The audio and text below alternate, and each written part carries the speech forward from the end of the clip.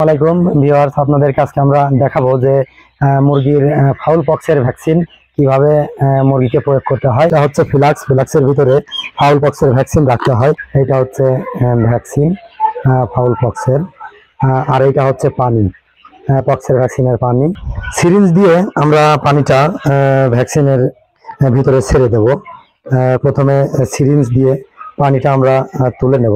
পানিটা তোলা হয়ে গেল এবং ভ্যাকসিনের ভিতরে আমরা পানিটা দিয়ে দেবো। ভ্যাকসিনটা গুলিয়ে নেওয়া হয়ে গেল। তো ভ্যাকসিন গোলানোর পরে আবার সিরিঞ্জ দিয়ে আমরা তুলে নেব। ভ্যাকসিন তোলা হয়ে গেল।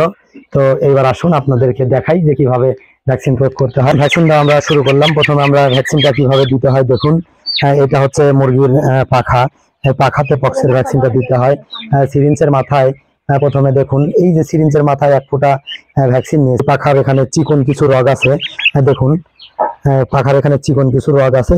তো এখানে এইভাবে খুঁচিয়ে ভ্যাকসিনটা প্রয়োগ করতে হবে। আবারও দেখুন যে ভ্যাকসিনটা এইভাবে খুঁচিয়ে দিতে হবে। এই যে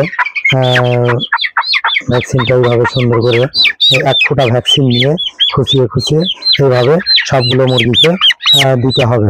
তো ভিউয়ার্স, আপনারা বুঝতে পারছেন যে পক্সের ভ্যাকসিন মুরগিকে কিভাবে দিতে হয়। তো আমাদের ভিডিওটা যদি আপনাদের ভালো লাগে তো আমাদের চ্যানেলটি সাবস্ক্রাইব করুন এবং কমেন্টসের মাধ্যমে আপনাদের মতামত আমাদেরকে জানিয়ে দিন এবং নতুন ভিডিও পেতে আমাদের সঙ্গে থাকুন। আসসালামু আলাইকুম।